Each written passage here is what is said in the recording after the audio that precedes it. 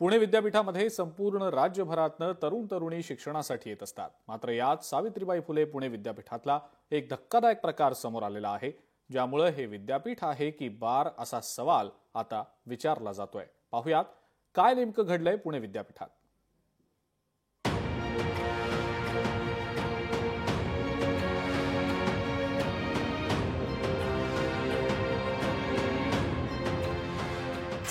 पुणे विद्यापीठात मुलींच्या वसतिगृहात मद्याच्या बाटल्यांचा खच, हादरवून टाकणारा धक्कादायक प्रकार समोर।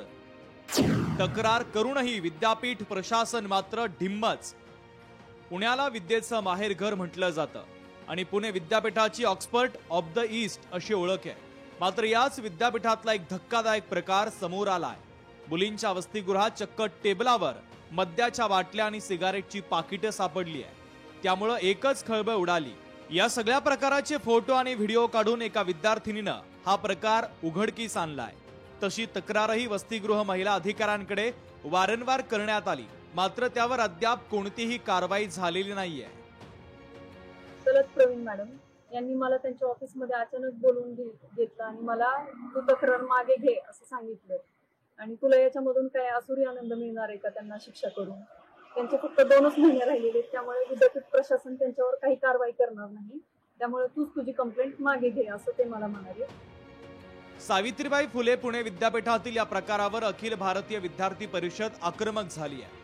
अनेक दिवसांपासून या संदर्भात विद्यापीठ प्रशासनाकडे तक्रारी करण्यात आल्या, मात्र विद्यापीठ प्रशासन ढिम्म असल्याचा आरोप अखिल भारतीय विद्यार्थी परिषदेने केला आहे। ज्या काही विद्यार्थ्यांनी त्या विद्यार्थ्यांनी अन्याय केलाय त्यांच्यावर कारवाई झाली पाहिजे, त्यांना त्या वसतिगृहातून सस्पेंड केलं पाहिजे आणि कठोरात कठोर कारवाई झाली पाहिजे, जेणेकरून त्यांच्यावर जर कारवाई झाली तर येणाऱ्या काळामध्ये जे काही विद्यार्थ्यांनी त्यांच्यावर तो वचक बसेल। या संपूर्ण घटनेची उशिरा का होईना विद्यापीठाकडून दखल घेण्यात आलेली आहे आणि ज्या 3 मुली मद्यप्राशन करत असल्याचं आढळलेलं होतं, त्या 3 मुलींवर सुद्धा कारवाई करण्यात आलेली आहे। पुणे विद्यापीठ याआधी देखील अनेक कारणांमुळे चर्चेत आहे।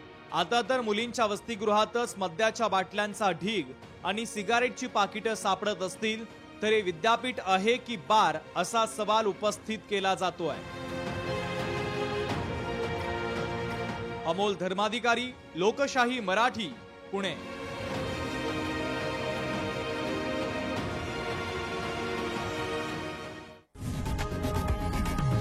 लोकशाही मराठी ऐका, पहा, जागरूक रहा।